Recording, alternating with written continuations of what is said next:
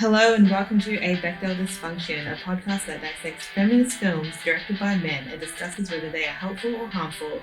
I am Cara Strover. And I am Harry Anderson. We are two film school underachievers who are heaps good at talking about movies, but not that flash at making them. We want to acknowledge that we are recording this on Wurundjeri land, and we would also like to acknowledge the traditional custodians of the land and pay our respects to elders past, present, and emerging.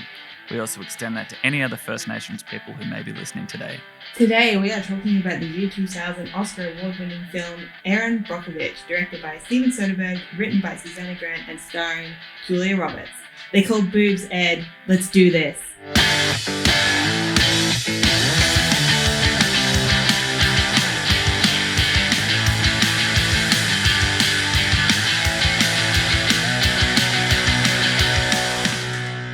Erin Brockovich, year 2000, directed by Steven Soderbergh, written by Susanna Grant, starring Julia Roberts, Albert Finney, and Aaron Eckhart. An unemployed single mother becomes a legal assistant and almost single-handedly brings down a California power company accused of polluting a city's water supply. We have a first here on A Bechdel Dysfunction where we are analysing a film that you have not seen before and I have. So tell me how your experience watching Erin Brockovich for the first time was. I liked it. I'm very relieved to hear that. I did because I like Soderbergh a lot. I like his films. Mm-hmm. And I like kind of any movie with, I love an investigation movie, finding the facts, figuring stuff out. I kind of like that. I just think it gives movies like a really good pace. And Soderbergh does that really well with pace. So I found it enjoyable. It's a little long. Yeah. It's a little long. Yeah, I can. And the performances are all great. Just overall, probably not gonna watch it again. But I didn't finish it being like, this is my new Zodiac, which is like a weird comfort movie for me. I just find Zodiac so enjoyable to watch from an investigative point of view. I didn't kind of get that from it, but good time. Yeah. Obviously a biopic. I feel like we've talked in our personal lives about biopics and how they're usually a bit shit. I feel like this is a bit of an exception to the rule. Possibly because of Soderbergh's, very naturalistic style, like shoots in natural lighting, very casual cinematography, very unremarkable locations. How did you find it as a biopic? I think it I don't know if it's because of that. I think it's because it's not really about kind of Erin Brockovich. It's about this kind of really specific incident. Mm-hmm. So a lot of biopics are shit because you're trying to create a narrative out of a person's whole life, and people's lives don't really work that way. But because it's kind of such a specific, incident that took a lot of time in her life, obviously, it wasn't but it's still a one-off thing. Mm-hmm. And it does kind of have a perfect kind of storyline built into it. I think that's kind of what saves it from. If you had it start with her childhood and then what she's doing now and all that kind of shit, I think that would have made it a bad movie. But it smartly just focuses on this, the thing about her that kind of makes her interesting, this one story. Yeah, definitely. And it is, although a very unique story, a very simple story as well. It's funny that you say that we don't start with her childhood. Obviously, that we don't. We start pretty much bang on with that a car accident where she hurts her neck, and that sets off a chain of events. But I was sort of noting when watching it, the inciting incident where we actually find out about the alleged water poisoning in the town happens 45 minutes into the film. So we actually don't get the inciting incident until a third of the way of the film, and we just spend a lot of time with Erin Brockovich and Julia Roberts, Academy Award-winning performance, just getting to know her. How did you find that sort of first 45 minutes, just getting to know that character? Because for me, it's a breeze. I was just I'm totally like won over by this incredibly charismatic person and her plight to just. Okay, this is gonna be an interesting episode then, because I didn't have the same reaction. Do go on. I found her kind of annoying. I think there's something, and I think we'll probably go into it a bit more detail later, as you know, as we love to say, handball it to the future. But I actually find her quite hostile. Mm-hmm. And there's a little bit of incongruity there to me, that her kind of, you know, the main thing that makes her so good at what she does is that she understands people, and that she's charismatic, and that she has this genuine empathy. But I found, so especially in the first 45 minutes, that really doesn't come through very much at all.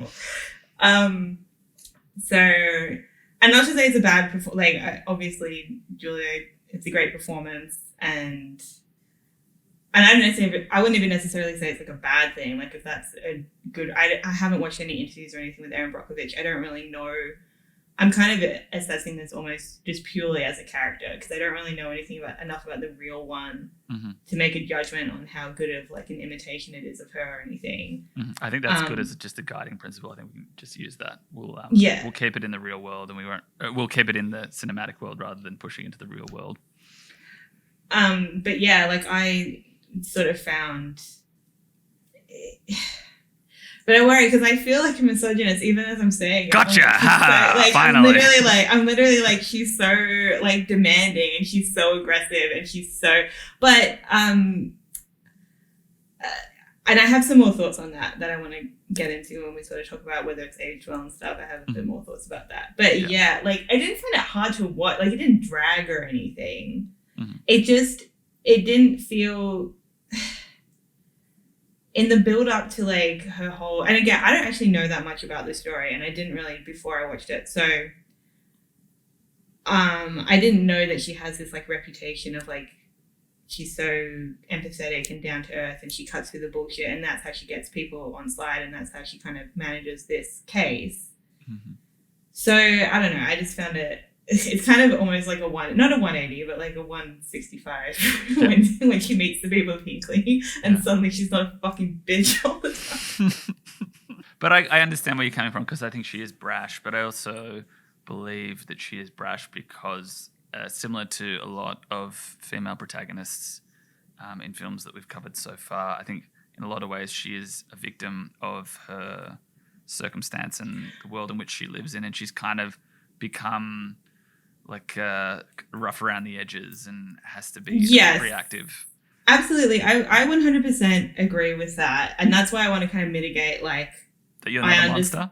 No, like I understand that it's not, I understand there are, but I kind of want to save this for a bit later, but it's like a lot of, I think the other people she comes up against are actually in pretty similar circumstances to her, and she doesn't kind of, or maybe not even her, the film kind of doesn't extend to them the same sort of empathy and understanding that it does to her of like, oh, she is just this strong personality, and she's also got this sort of, you know, she's got these reasons for like acting this way, lashing out at the world in the ways in which she does, but it's not always, in my humble opinion, towards kind of maybe the people who deserve it the most. Yep.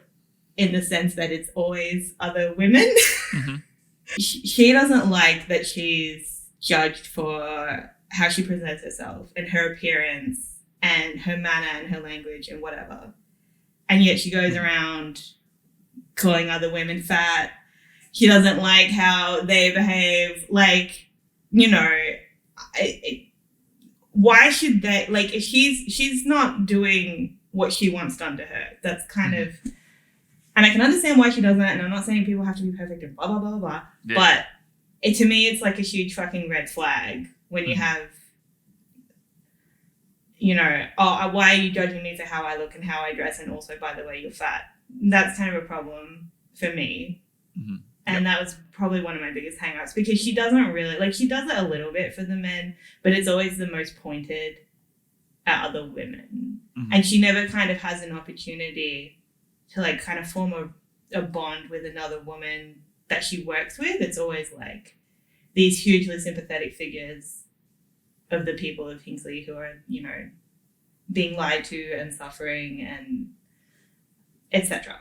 So yeah, I think that was kind of a problem that I had with it that I found hard to let go.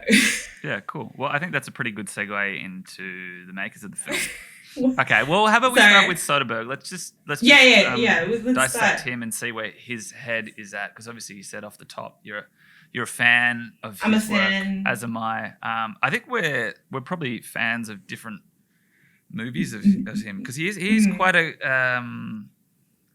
I would say duality comes into his filmmaking a lot. He's very similar to someone like a Richard Linklater, where sometimes it's one for him, one for the studio, and there's a reasonable amount of I wouldn't say criticism, but opinions online that this one was one for the studio rather than one from the heart from him. What are your favourite Soderbergh films? I love Oceans. Yeah, I love all three of them. Like, I genuinely think they're all really good, but you know, 11 in particular, I'm a fan. I recently watched. I had a bit of a Soderbergh weekend actually after I watched this. So I watched Sex, Lies, and Videotape for the first time. Yeah, I've never seen it. I highly recommend. It's great, especially for I think it's his first film, and like an indie breakout, and it's. Yeah, really interesting. I'm sort of noticing with Soderbergh, like, that I used to think, because the only sort of movie I sort of knew was Oceans, I didn't think he had a very distinctive style. But he does, and I love how he uses voiceover. Like, he very often will have something happening and then somebody describing what's happening, or even, there's this really great scene in Sex, Lies, and Videotape where Andie MacDowell, who's this very repressed wife, she's talking about how she suddenly, to her therapist, about how she suddenly just hates the thought of her husband touching her. And as she's kind of having this discussion, it cuts away to, you know, visuals of her husband cheating on her. And it's just this really, I just love how he kind of creates that feeling. Yeah, he does that in Out of Sight as well. As a very iconic scene in Out of Sight with Clooney and Jennifer Lopez. A very, very sexual, very beautifully sexual scene that's has no overt nudity or sex in it. Just has a lot of like beautiful chemistry between two people. But he also, and I think he does it really, he kind of uses it for so much, even his kind of flashier like Oceans. And I watched Logan Lucky as well, which is like Oceans for, I don't know, Southern peoples. But there's a couple there. It's interesting you talked about, I haven't seen Out of Sight, but about kind of how he represents like sexuality, which is another interesting kind of recurring sort of theme of his. And I just want to read money and quote. sex. It's a big thing. I just want to read this quote. I'm not going to read the whole thing. It's about, I think he was asked like if he would ever do a Marvel movie. So he says, I think I know what his answer is, but yeah, go ahead. He says, I'm just too earthbound to really release myself into a universe in which Newtonian physics don't exist. I have a lack of imagination in that regard. Blah, blah, blah. Apart from that, there's no fucking. Nobody's fucking. Like, I don't know how to tell people how to behave in a world in which that's not a thing. And that's why I think, even when we were talking before about his style, like, he is very grounded in reality. Like, I could believe that any movie of his is just out of our own world. Like, there's so much realism. And even in something like Solaris, which is a Tarkovsky remake, a sci-fi film set in space, it is so incredibly grounded, and it is very, very surrealist in its plot and, you know, events that occur within the film. It is incredibly grounded and human. A film all about grief. One of my favorites as well, and I love it because Clooney's the lead, obviously, at the time when Clooney was fucking shit hot. And it is just like subverting expectations. He's this passive, wounded dude. And I think that is really underrated Clooney. I love wounded Clooney. Even in comedies, like something like, and it's not a Soderbergh film, but Burn After Reading, wounded Clooney is very, very good. But Clooney's underrated, I reckon. I'm a big fan. We stand. Yeah. But yeah, I think with Soderbergh, it's like, it's really class and money and spectatorship and sexuality and how those things kind of all affect the human condition.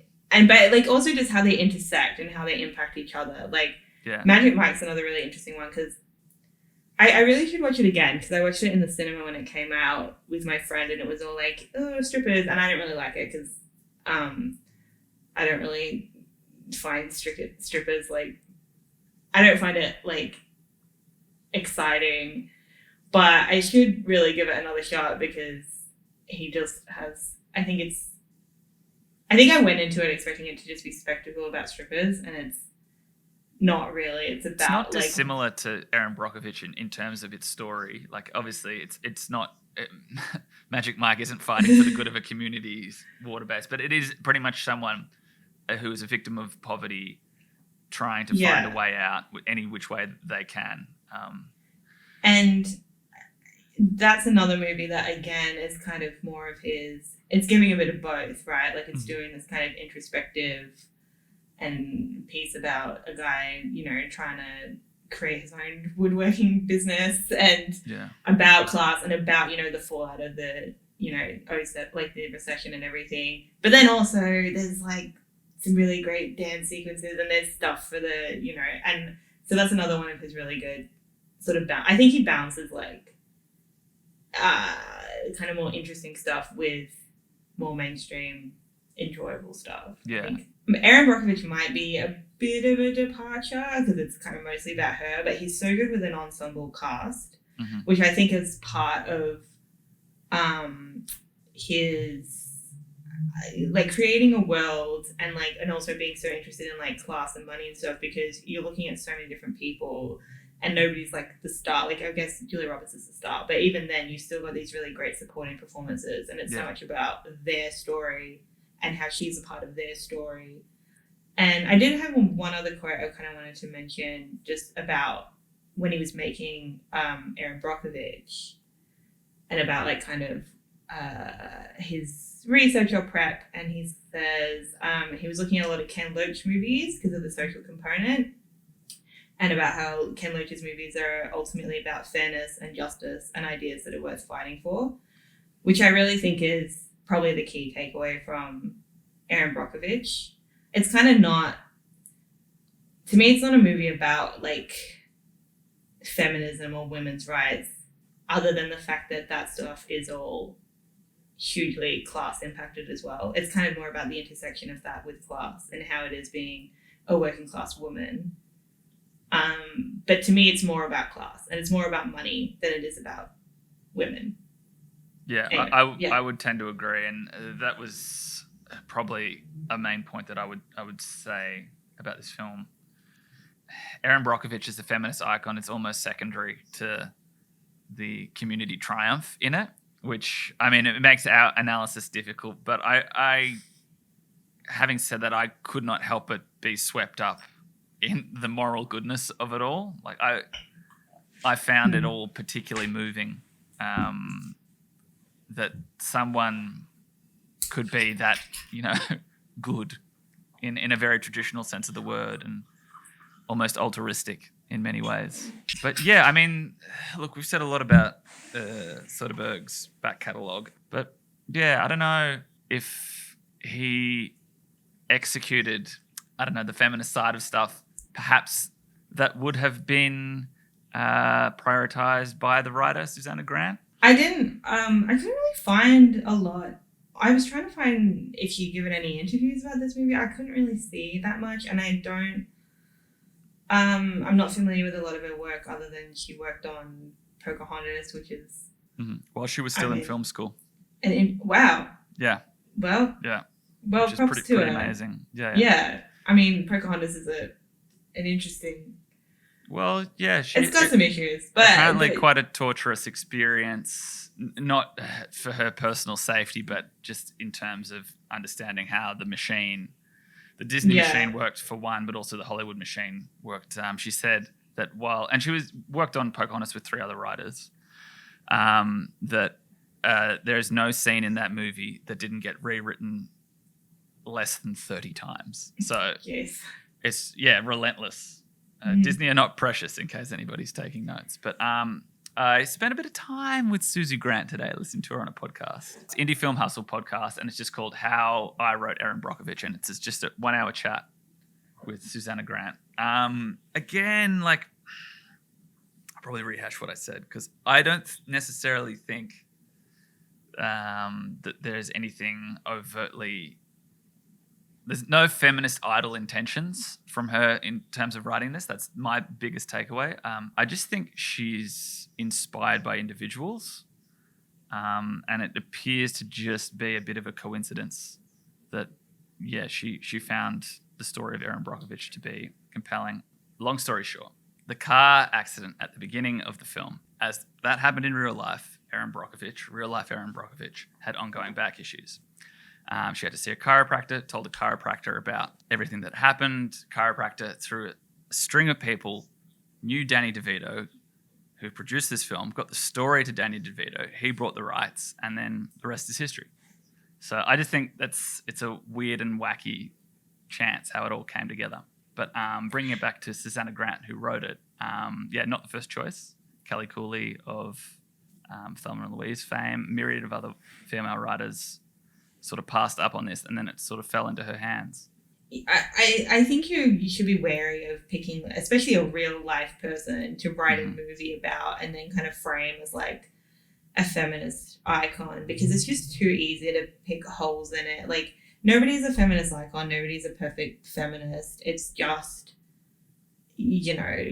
continually working to kind of, God, I don't even know how to phrase this. It's like everyone does stuff that, we live in a patriarchy, everyone's conditioned by it. We can't all, you can't be a perfect feminist. So, and once you kind of put somebody up on that pedestal, it's just unworkable. So I think the decisions they made in writing this and making it the way they did are really smart to make it a good piece of film work, and also, also a good piece about feminism, because, there are feminist themes in it, whether they're deliberate or not, and just good, and interesting things about class, and interesting things about,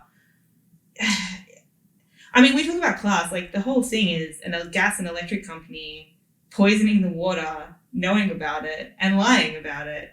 When you think about it, it's so crazy that they just did this movie. I did read this, an article with Erin Brockovich where she said that PG&E were trying really hard to not have their name put in the movie, and how Erin was so happy that they put the real name and they didn't make up a fake company. They're like, no, this is a real company in real life that did this to real people.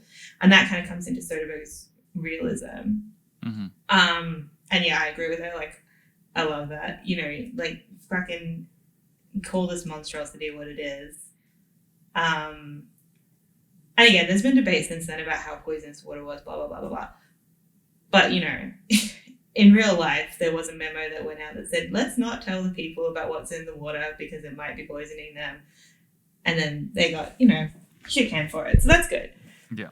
And that's, whether it's actually giving them cancer or not, it doesn't matter. It's still reprehensible to me. So... Yes, like a myriad of other diseases that just appear to have popped up out of nowhere. Yeah, exactly. So yeah, if the shoe fits, wear it. So fucking suck on that, PNG. PG&E. And Papua New Guinea as well, apparently. Taking them all down. And yeah, there was another thing. I think it kind of fits in, even the story about how this movie, came into... that she's just telling stories to a chiropractor, to somebody who knows somebody who knows somebody who knows Danny DeVito, and then suddenly they're making a movie. It kind of fits in so well with everything about this, that she... And Erin Brockovich says that this movie is 98% true, so that's kind of what I have to go on. That she walked into an office and demanded a job and they gave it to her. That she's reading files and doesn't understand them, and that's how... And she just kind of stumbles into the realization that they're being poisoned. That at the end of the movie, if you wrote this in a fictional movie, that some guy in a bar just came up to her and said, I used to work at PG&E. They told me to destroy documents. Here's a document from 1966 that says we know there's poison in the water. Don't tell anyone. If you wrote that in a fictional movie, you would be a bad writer, but it happens in real life, so it's okay. Yeah, and the aha moment that you're talking about and sort of the final act. I think Soderbergh does, and Grant as well, they do a great job of doing their best to introduce that presence as early as possible, because that character does appear sort of about halfway through the film at the picnic, just as like a dismissive creepy kind guy. of guy. Well, yeah, he's just like he's a Chekhov's gun disguised as a creepy dude. But yeah, he does go off and sets the events. Yeah, ends the events really as far as the movie's concerned. Like, I know we don't want to talk about it too much, but it did go on quite a long time afterwards, and there'd been lots of issues there. And a lot of the people in real world were a little bit upset with how the money was divided, blah, blah, blah, whatever. But for the purpose of the film, it required a Hollywood ending, and it definitely got that. I guess the question that I want to put to you as a woman watching this is that, do you think that Steven Soderbergh's heart is in the right place in terms of telling a woman's story, and an inspirational woman at that? Yes, I do. I think it's in the right place. I think there's a couple of misses, but that's okay. Mm-hmm. I think that I can't say that based solely off this movie. I think that based off his movies that I've seen. Yeah. And also because, just for me, workers' rights and women's rights are intrinsically linked, and he's obviously someone who's very deeply interested in that. So I don't think he's someone who sits there and thinks these things have nothing to do with each other. I think he does understand that they are related, and he's trying to represent that. And again, it's hard to, because it doesn't look like Erin Brockovich was that involved in the production. I don't think he was super, hands-on and like giving feedback and contributing to the script and stuff. So I don't know. When she says it's 90% accurate, I don't really, it's hard to gauge. No, look, I've watched a few just little like very things I wouldn't normally watch, but because this is a biopic and in the interest of accuracy, I did have a look. There's just a few like fucking Watch Mojo videos where it's like, what did that movie get right? And most of it is just plot-based stuff like, did she really beg for a job and shit like that? So most of it is true. The one of the things is that Ed Masry didn't represent her in court. It was his partner. Yeah. So it's just little shit like that. But that actually is the stuff that I don't care about in terms of plot. I'm sort of more trying to talk about like, and this is the stuff that's kind of impossible to know, especially if you are really talking to Erin Brockovich. But like, what was the tone of the workplace? What were her interactions like with other, legal secretaries and lawyers? And what, that is the stuff that I think that Soderbergh has to create from scratch, or based off what he hears from Erin. Okay, so not from scratch, but based off pretty much entirely her perspective. Yeah, I think that they all spent a bit of time together, but I think they kept Julia Roberts and Brockovich separate until they actually met on the day of filming, because obviously real life Erin Brockovich appears as a cameo. Yeah, as a waitress in the same Julia. diner. Yes, Julia R. Julia R. It says on her name tag. So that was the first time they met shooting that day. So they'd been kept separate by the writers. I know that Susanna Grant had a bit to do with just sort of meet and greets and asking about a series of events of what occurred. And sort of, she described it as riding with handcuffs initially. She's like, "Oh, would Erin Brockovich do this? Would she do that?" And then at some point during the writing process, she had to make two people. One which was like real life Erin Brockovich, who'd become her friend, and then on screen Erin Brockovich. So I think involved in terms of passing along details and characteristics, but not necessarily like the final voice. So. Yeah. But that, I think, then puts it more on Grant, and that puts more of my complaints on them then, because they're creating this atmosphere, like, and this context for, the character of Erin Brockovich and what she does. Yeah. So kind of my problems with it then kind of landed at their feet. Although, but like one of the things it's about her reaction though as well, isn't it? Like but one of the things she talks about so much when she says it's accurate is she talks about how and this is something she seems to like draw attention to every time. She's like, yes, people judge me for how I look, and I'm okay to keep coming back to it. Mm-hmm. But it's like, yeah, and then you fucking turn around and do the exact same thing. What did I come down on? Yeah, Soderbergh, good. Grant, good. She wrote Ever After. I like Ever After. Cinderella with Drew Barrymore. It's good shit. If you want to know a little bit more about Susanna Grant, the Indie Film Hustle podcast has an interview with her, How I Wrote Erin Brockovich, which came out a month ago, apparently. There you go. So, yeah, just a good chat. Very interesting person. Very powerful, strong-willed individual. Just talks a lot about, if you're a creator and you're into other creators, it's a good listen. So anyone listening to us, if you want to listen to a better podcast, check that one out. Okay, no, stay on our one. Yeah. There are no other podcasts. They're trapped now. They'll never get away from this shit. The only podcast on the internet that talks about movies. Yeah. The second one. There is one other one, but we won't name it. Yeah. Dogs. Every single one of them. Okay. So, dissected the morals of the makers of this film. Has it aged well? Do you think this film has aged well? As a film, it has. Yes. Yeah. Yeah. No, it's still really, really watchable. Still a good time. Still looks cool. I got some. Okay. I don't know if this is about age. I got some bones to pick. Can I pick some bones?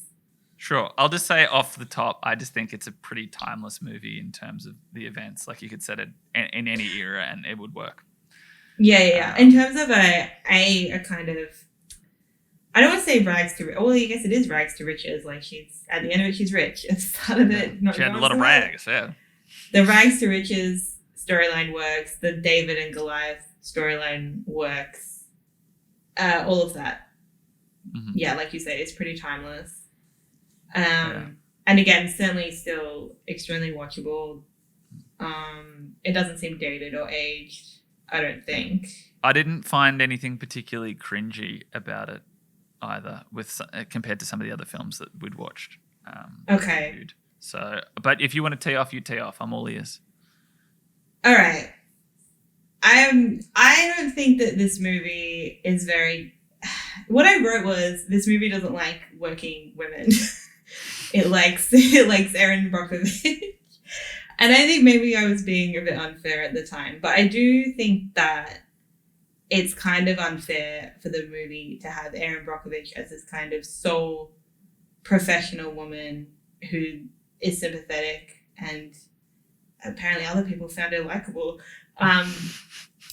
Guilty. Everywhere, the other women in her office, they don't like her, and she doesn't, and it's just sort of like and I think of it from my perspective, right? Mm-hmm. And again, we're talking about the movie here. We're not talking about the real person. This person who walked into the office and just demanded a job that she's not qualified for, and then got it. Like, I just feel like there were possibly mitigating circumstances to why they didn't like her. And again, and everything you said at the start was true, and I do agree with that. It's like she's coming up at the back foot. Like, it's, she divorced twice with 3 kids, so doesn't have that same, and I'm presuming, actually in real life, she's actually not from like a particularly working class background. But anyway, due to her circumstances, doesn't have access to education, doesn't have access to services, etc. And she just needs a chance because she is really smart and she is like really onto it, and she has that if she had that opportunity, what could she do? So there's that perspective, but it's also like, what do we know about these other women in this office who hate her just because she dresses slutty? Like, what are their stories? Like, they're probably, to be quite honest, from similar backgrounds to her, or have their own families that they're supporting, like that kind of thing. So I find the hostility there pretty annoying. Mm-hmm. And it really comes to a head for me in the scene in the lawyer's office where this obviously stuffy lawyer, underestimates her and she responds. And it's kind of like, and to me, that scene isn't like the triumph. Okay, so let me just sorry. Yeah, which particular scene are you talking about? There's a scene in the office. So the case has just been picked up by, or is going to be like, I don't know, co-lawyered by a bigger law firm with more resources than Erin and Ed Masry have, which is going to be a huge support to them.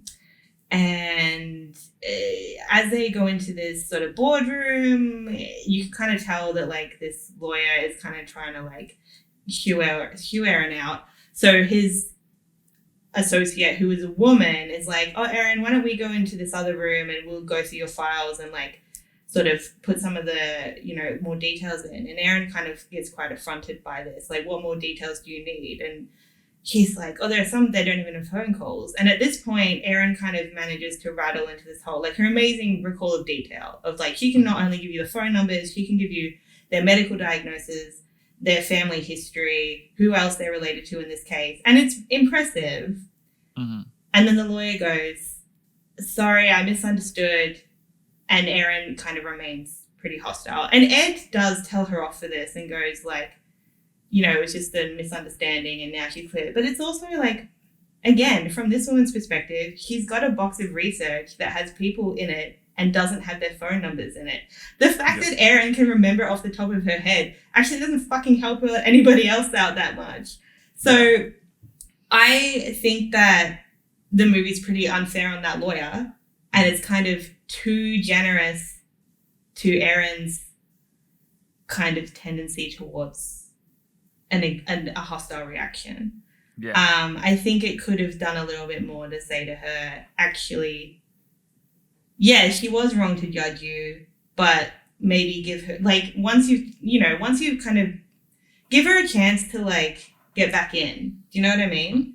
Yeah, and it doesn't really get reconciled. No, none of that does. And I think it's a bit frustrating to me that Erin's kind of, she's almost like hoarding this job if it's like, it's so important to her. It's so important to her and Ed. If it's like, these other people can help you. Like, if it's about community, why aren't you letting these other, you know, people who have their own skills and their own, you know, knowledge and fucking resources and money, why don't you let them help you do this thing for these people? Like, keeping it all to yourself is probably not going to help them.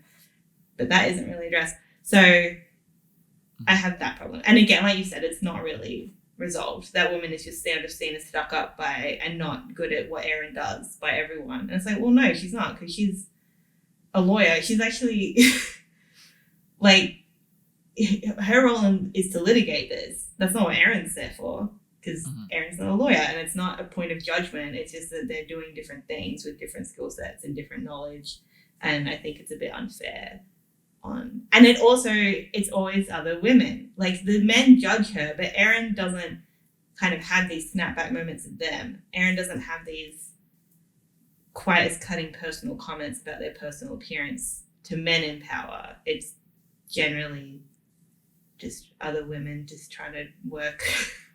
Yeah, I would say that's true, with the exception of her relationship with George, Aaron Eckhart's character. Okay, because I think that's a pretty weak relationship. Well, I think a lot of this sort of stuff plays into it, and I would put down, not that like I condone her behavior, and obviously I acknowledge what you're saying is true, and it's disappointing that it doesn't get reconciled.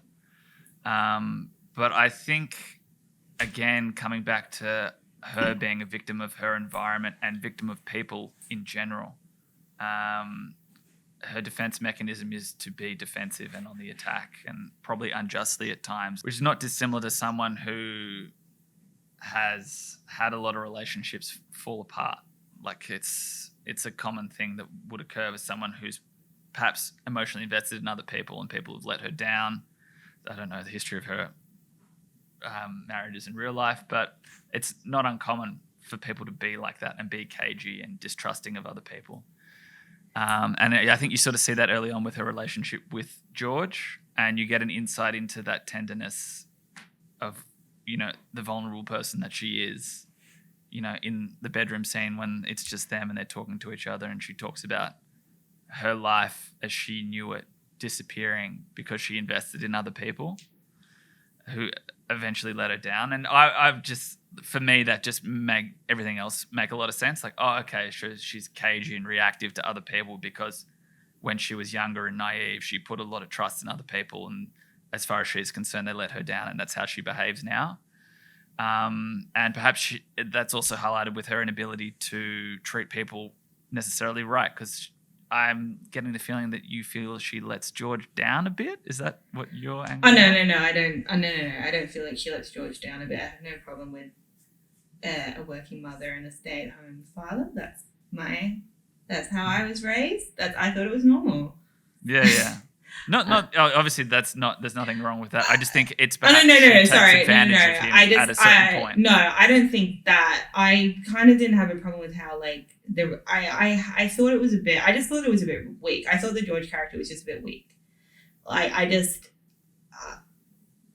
didn't get a lot from him, and it made the relationship seem sort of unbelievable because I don't really know what he's in this for.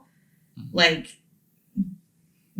Possibly, kind of again, a victim of real life. But but not even that. It's just like, I would have liked to see a bit more of them kind of together, maybe, to kind of see, I don't know. It just felt a bit weak to me that they kind of basically have maybe one scene, like one love scene, which is then supposed to be the bedrock of their whole relationship. But after that, it is kind of a lot of all give from George. Yeah. And I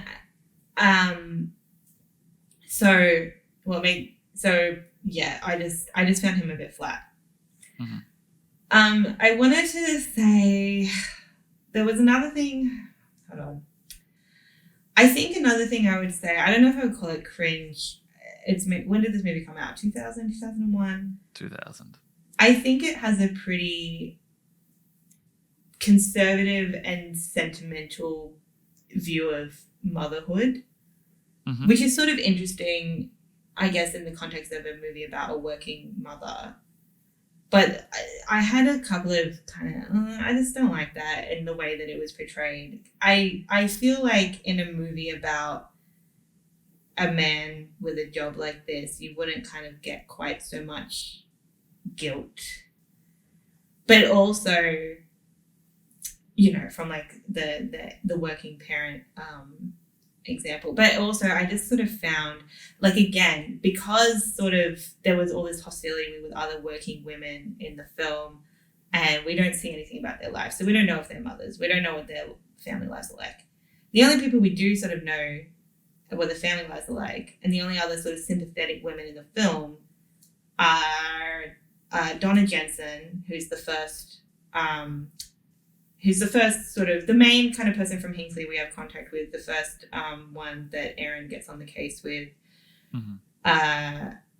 And I can't remember her name, but the Cherry Jones character, who's kind of more resistant to Erin.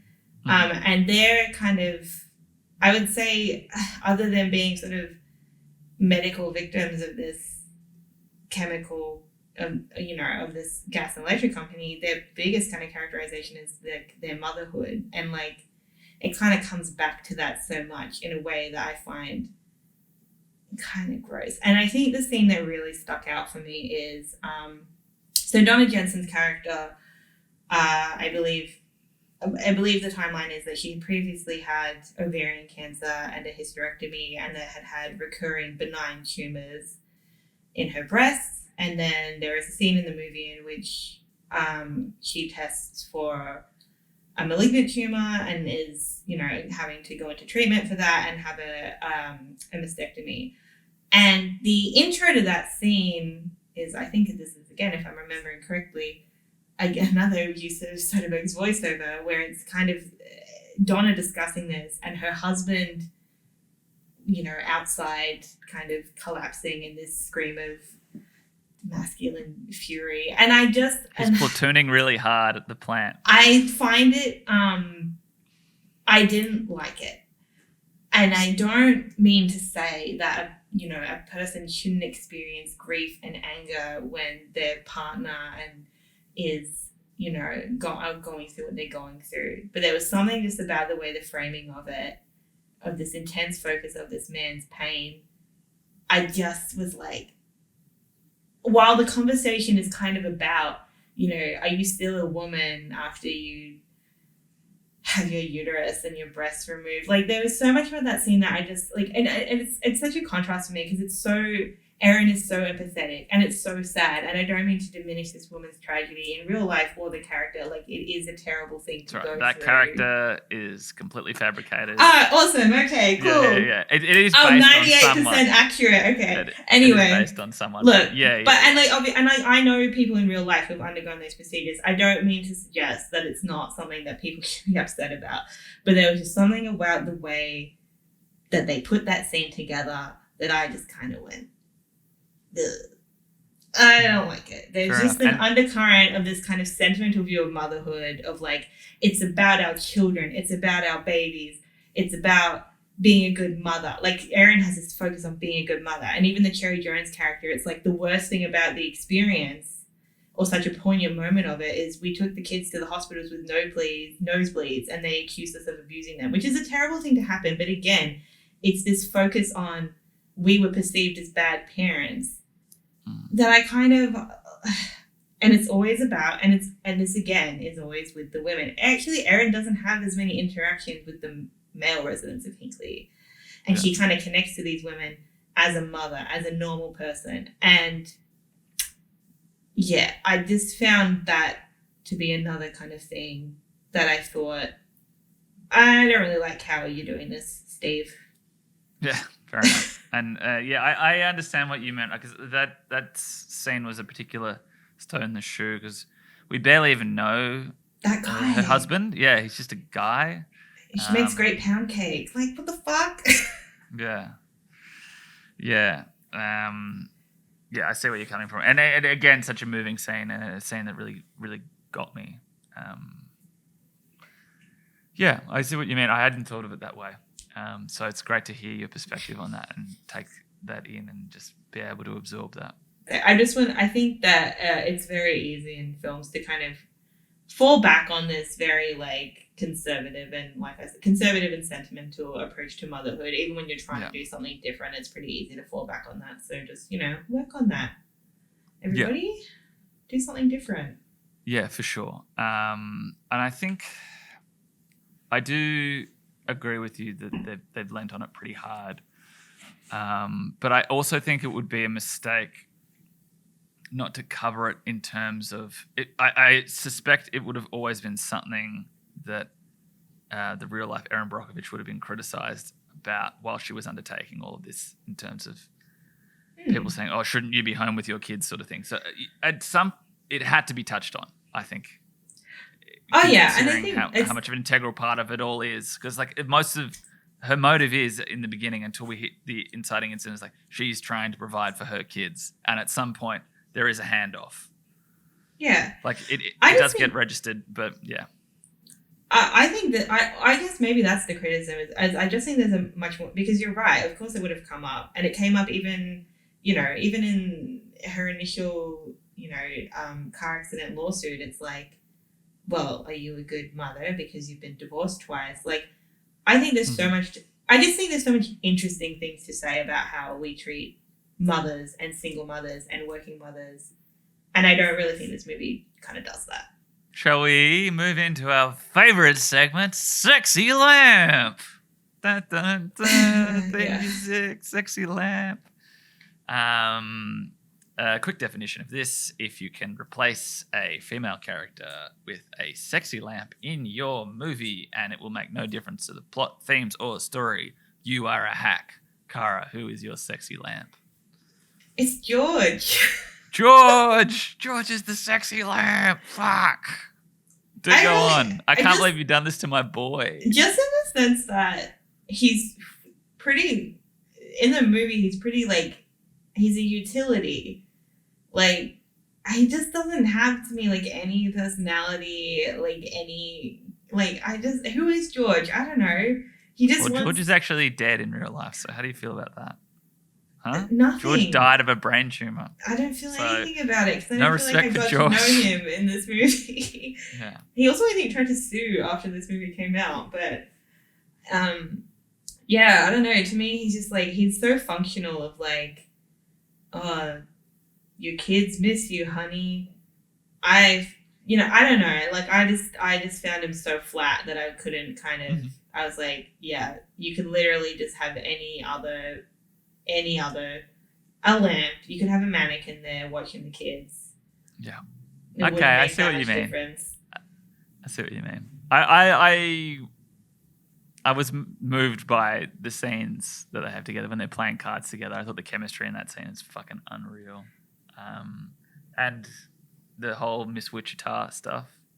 Again, it's Roberts' scene, but yeah, I don't know. I really, really, really like that, the intimacy of that scene. But again, I guess you could replace him with a lamp in that scene. But yeah, I see what you mean. But is it possible that is a side effect of the biopic? Whereas this guy actually existed, he did that role, he played that role, and perhaps in real life he didn't make enough of an impact to perhaps stick around. Like, I don't want to throw shade on the memory of George, the real human being. I'm sure he did the best that he could, and I don't really want to throw him under the bus at all. But I guess for the service of the story that ended up being the film, do you think perhaps that is a side effect and they just kind of had to roll with it because they needed that character? I don't know. Any answer is good. Sorry. Yeah, maybe. I think it does kind of work. In the same way as the reveal character at the end. Like, it's just like, this happened. This is the guy. We needed him to tell the information. So honestly, we kept it going. I feel like with George, like, purely in the movie, you could almost interpret that at the movie as them not getting back together, but like rekindling. Mm-hmm. Like, that can almost be seen as a reconciliation moment. So I don't have any problem with it in terms of like plot or anything. Like, again, I think he functionally in the plot is fine. I just sort of found his character so flat that it just could have been. I don't know. Like, for me, like the Miss Wichita thing, like, it's all about Julia. Like, there could be any guy there. Mm-hmm. And just Aaron Eckhart's just like, man, I'm waiting 8 years. I'm gonna be in the Dark Knight. I'm gonna fucking tear this shit up. I also I don't know. I like Aaron Eckhart. I got no, like, I'm not like. Yeah, I was open to it when he showed up. Actually, you know what I think it is? I think it's just because it had that such a classic rom-com thing of when they first meet and she basically just tells him to fuck off and I hate you and I will not be nice to you. And he goes, I like this. I love this. I'm coming back for more of this. And as somebody who has that kind of personality trait with people, that doesn't happen in real life.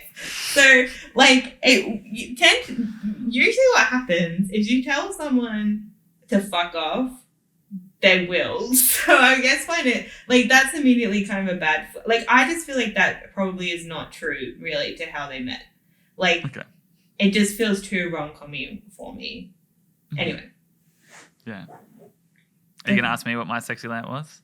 I just assume you're gonna tell me because it's your favorite segment. It is my favorite segment. Ask me who my sexy lamp is. Who's your sexy lamp? It's Scott, the guy with the weird fucking incubus beard at the fireplace. Oh, yeah. Sure. Yeah. Yeah. I changed my mind. I changed it. Yeah, Scott. Yeah, sure. Scott, we're giving it to Scott? Yeah. Okay. Congratulations to Jamie Harold. That is the name of that actor. He will receive his golden sexy lamp in the mail. We're going to find his address. We're going to fucking dox him. Yeah. So, full... because we're into explaining scenes now. There's a young, impressionable clerk who falls victim to... some breasts. They're called boobs, Ed. It's just a two-dimensional character, but serviceable enough, but definitely could have been lamped for sure. Congratulations, Scotty. George, you're off the hook.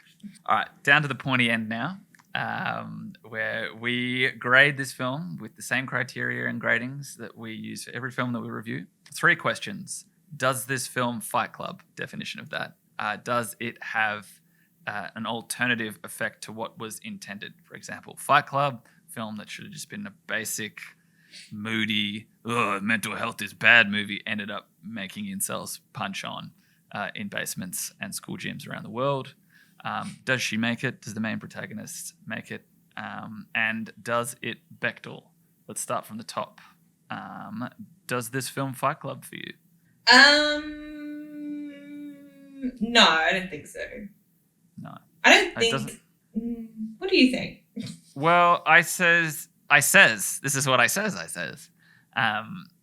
My note was no, kind of ends up being more of a story about sticking up for morals rather than an all-out feminist pillar.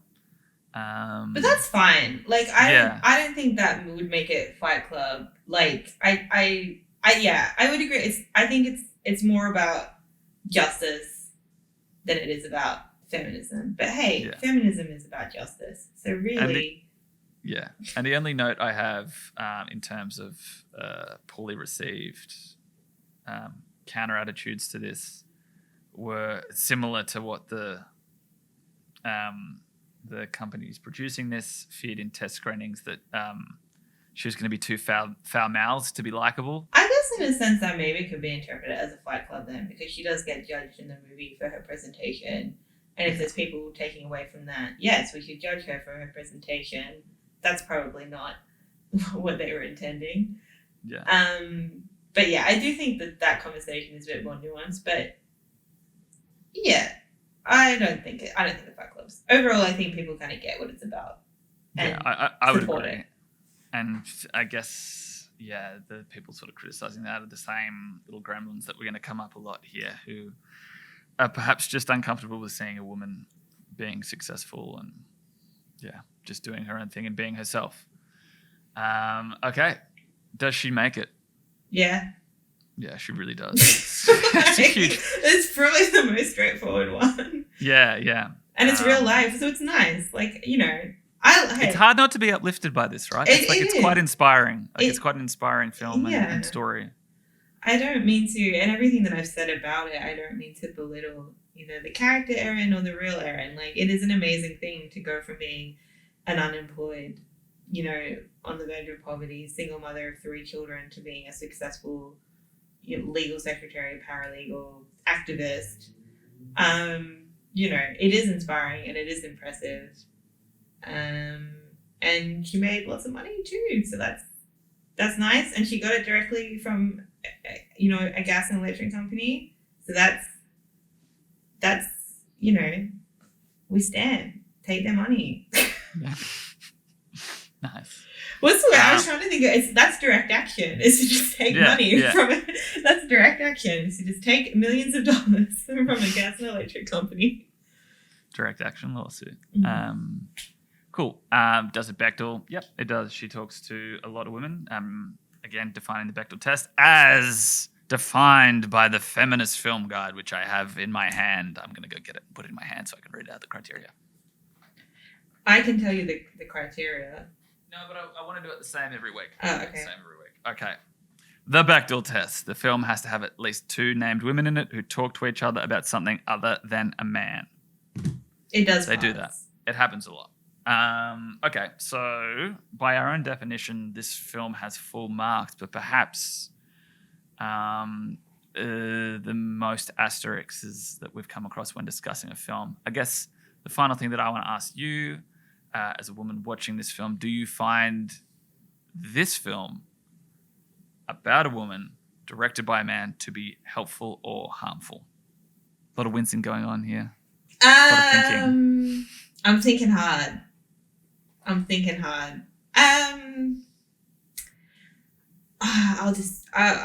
had to go. I'm feeling generous today. I'm going to say it's helpful. All right. Cool. What do you think as a man? Awesome. Sorry, do you want to ask him again? I do. I do. I think in general, it's an inspiring story. The more we've talked about it today, it is perhaps what made it so appealing and so successful as a film was that it is more or less the American dream encapsulated in 2 hours. Something that we as Western audiences are fed and told that is something that is good. I couldn't help but feel that throughout the film, and I felt uplifted by it. It's nice to come across a character who is presented as purely altruistic and flawed as well. I wasn't as bothered by the way she treated people, but I'll probably think about it a bit more next time I view the film with your perspective. But there's a lot of moving moments in it that just really got to me. scene in particular when she's interviewing that family that have the sick little girl.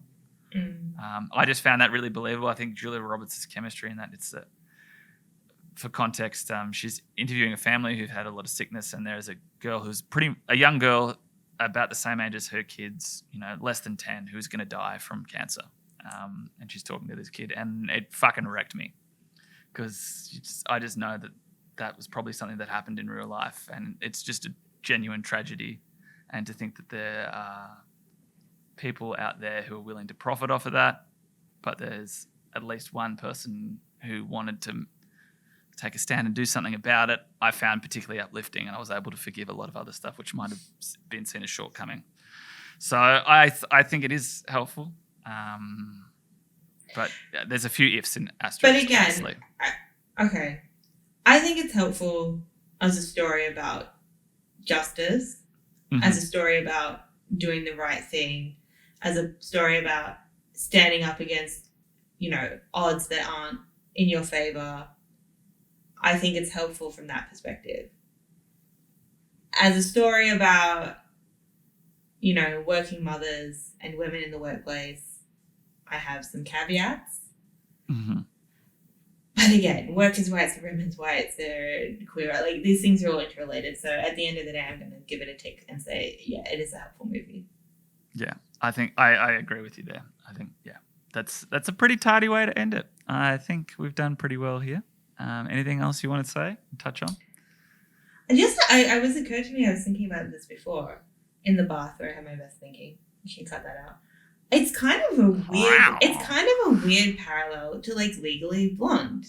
Oh, I was thinking the same thing. Yeah, it's the same person. They're not they're characterized quite differently, but of this from a non-legal background trying to integrate in this world and being judged for their presentation and their appearance and being underestimated for how they present and appear, and then triumphing. Have a clear North Star the entire time. Yeah. This is what I believe in, this is what I stand up for, and I'm helping people along the way out of the goodness of my heart, air quotations. Yeah, so I thought exactly the same thing. So that's very, very satisfying to hear. If you want to have a good double feature, I think Erin Brockovich first maybe, and then Legally Blonde. Yeah, definitely. That's a great shout. There you go.